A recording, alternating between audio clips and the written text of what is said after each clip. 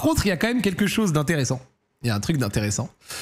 Vu que ça parle de milieu de terrain, juste pas de l'OL, mais un milieu de terrain quand même. Alors, c'est un média camerounais qui avait annoncé à l'époque l'arrivée de Baleba à Brighton parmi les premiers, peut-être même le premier. Manchester United et Brighton sont tombés d'accord pour le transfert de Carlos Baleba. Selon nos infos, le Camerounais devrait s'engager dans les prochaines heures avec le club mancunien contre 112 millions d'euros. Et quelqu'un demande à Grok en dessous, est-ce que c'est, on va dire, crédible pour les joueurs camerounais? Et Grok, la fameuse IA, lui dit, en général, c'est plutôt crédible. Ils avaient annoncé en 2023 l'arrivée à Brighton en avance. Mais écoute, on verra ce que ça donne. Je ne connais pas vraiment la qualité, c'est quand même un gros compte Twitter qui parle beaucoup de joueurs camerounais et en général... Tu peux avoir dans les entourages, dans les machins, des gens qui parlent. Mais bon, en vrai, c'est quand même particulier dans le sens où Baleba, il est absolument excellent.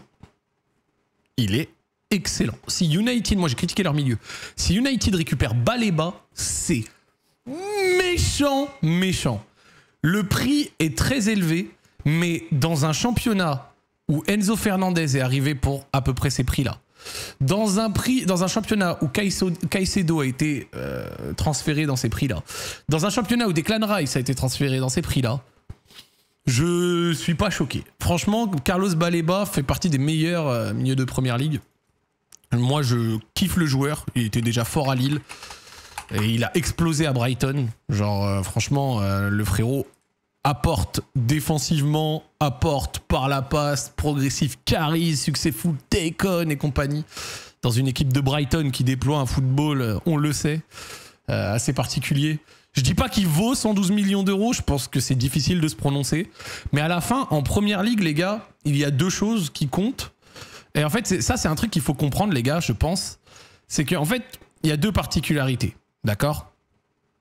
C'est que en gros, quand tu vas acheter Carlos Baleba, il est jeune et même si tu l'achètes à 112 millions d'euros, il n'aura pas un salaire monstrueux. Genre, par exemple, quand ils vont mettre 80 millions sur Sancho, après il a 17 millions de salaire. Baleba ne sera pas à 16-17 millions de salaire. Baleba, il aura un salaire assez moins gros. Donc en fait, c'est pas juste le montant du transfert, c'est également le salaire que tu donnes après à lisser sur les années. Et donc du coup, c'est ce qui fait que, par exemple, je dis une bêtise, mais...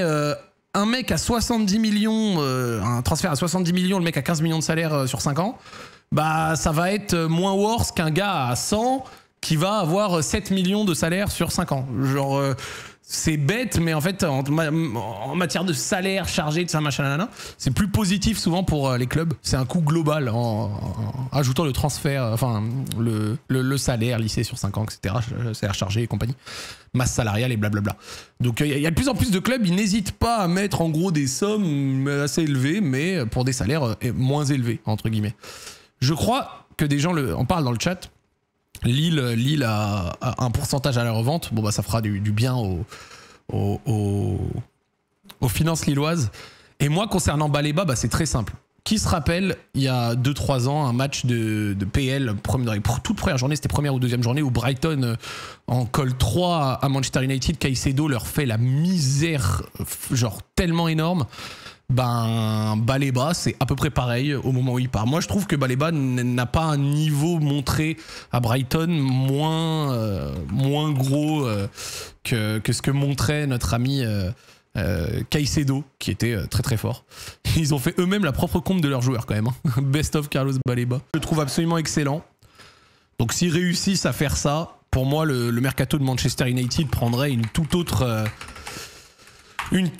tournure. Je pense que ça manquerait quand même d'un gardien et d'un DC, pour être honnête. Gardien et DC. Là, tu vois, t'es sur 3 joueurs excellents. Mbeumo, Cunha, Šeško. Bon, on sait, certains sont peut-être payés un peu trop cher, on va pas se mentir. Pour 350 millions, t'as entre guillemets que 4 joueurs si on compte Baleba. Mais un DC, un gardien, ce serait pas de trop dans un effectif qui, pour moi, peut manquer de ça. Onana, bon voilà, Indir, c'est pas l'assurance touriste non plus. T'as Lenny Yoro saison 2, bon bah tu peux espérer. T'as Maguire, toujours solide. Martinez, malheureusement le gars il se pète 1 milliard de fois tout le temps, le pauvre. ce qui reste de Ligt. Bon, voilà quoi. Et après, Even et Fredrickson, mais ce que j'essaye de dire, c'est que niveau DC, c'est pas la folie quoi. Après, derrière, t'as Dorgu qui est arrivé, chaud. Faut que tu réussisses à tailler Malacia. Et en plus, il y a Diego Leon qui est revenu cet été. Enfin, qui est arrivé cet été. Dalot Mazraoui. Mais je crois que Mazraoui, il est pas foutu sur le côté. J'avais entendu pendant cette pré-saison. Vous me dites, les Mancuniens. Et après, t'as ton milieu. Voilà. Ugarte, Casemiro, Kobe Mainoo, Fernandez qui peut jouer plus haut avec Pound, Payson Pound qui a l'air de faire une bonne pré-saison. Donc si tu viens ajouter Baleba dans le mix, c'est waouh. Et après derrière t'as ton attaque. Et l'attaque ne manque quand même pas de nom de qualité. Hein. Anthony va partir, Sancho va partir, Garnacho va partir. Mais Mbeumo, Cunha, Šeško, Zirkzee, t'as quand même de quoi, Amad Diallo, t'as quand même de quoi construire quelque chose de très bien. Shido Obi, 8 ans et demi. Mais sinon le reste, t'as quand même de quoi construire quelque chose d'assez cool. Ouais. Tu sais que franchement, tu mets Baleba, je te dis, et tu rajoutes un gardien, un DC. Mais bon, si avec Baleba, t'es déjà à 330 millions de dépenses, le gardien et le DC, tu vas faire combien? Un mercato à 450 millions? Ça y est, la première ligue, tout le monde va envoyer tant d'argent que ça.